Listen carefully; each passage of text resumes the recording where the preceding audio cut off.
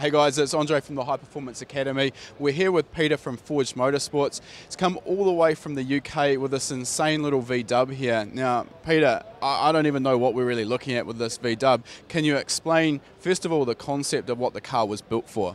Sure, yeah. We were looking to build a track car that represented the main part of the company. We're pretty much Euro, VAG based. Wanted something that we could showcase all the products, the fabrication, the CNC machining, all the ideas that the engineers have got there. So a few of the customers came to us. They were looking for something retro, wanted a retro build, something a little bit different.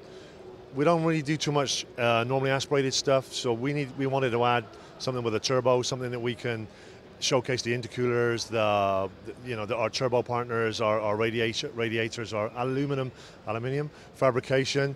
So a 1.8T engine became our engine of choice, really. Let's just go back one step. So it's a V-dub. What is the actual chassis? I'm sorry. So VW Golf Mark 1, or a Rabbit in the US, 1979.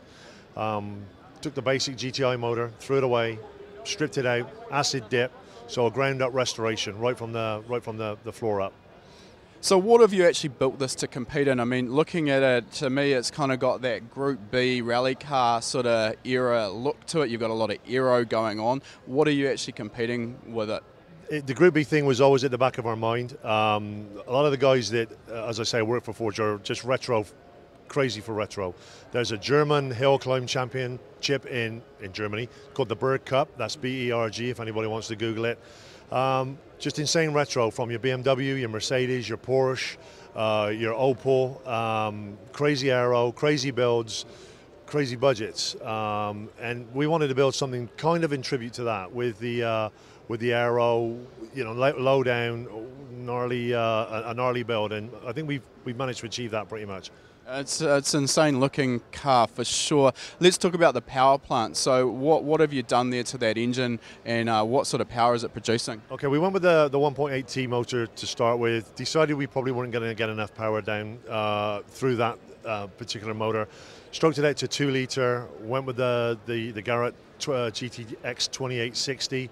That was, after consultation with those guys, this was going to give us the lowdown power that we wanted, and sizable horsepower. First sort of foray into the mapping, saw it let go on the dyno at 550 horsepower. We had a little bit of an issue with the map then. We backed it off, got back with our ECU guys, Omex out of the UK, backed that off to 400 horsepower, 300 foot-pounds of torque, 15 PSI, 1.1 bar, in a 850 kilo, 1,500 pounds in weight, and we were kind of where we needed to be. But as I say, there was a number of teething problems along the way. Nothing's ever simple when you're trying to build a car at this level. So that's still quite a lot of power though, and if I understand correctly, it's still front-wheel drive? Yeah, there was some debate about maybe going R32 platform, going 4-wheel drive. Decided to leave it pure front-wheel drive. We run anti-lag, and we've got launch control with the Omex, so with the right drivers in there, we can get it down.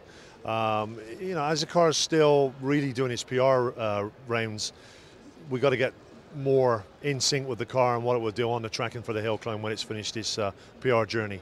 Cool. Okay, so you've got around 400 brake horsepower. That's a lot of power to get to the ground. What's the transmission that you're running? We got. We're running the standard Golf running gear. Transmission, we went gearbox-wise. We started off with a good sequential box.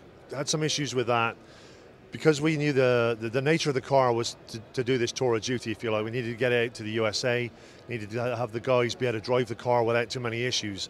So unfortunately, we had to do away with the sequential box, and we went with a 5-speed Seat Leon diesel box. It's a little bit long, 4th to 5th. But it's more than capable. It's kind of bomb-proof in a car of this build. So that's where we're at with it right now. We may go back to sequential when we get it back, but for now, that's where we're going to stay. It doesn't really matter what gearbox you're running, if it's sequential or not, if it won't hold together. So yeah. I can understand that. Yeah.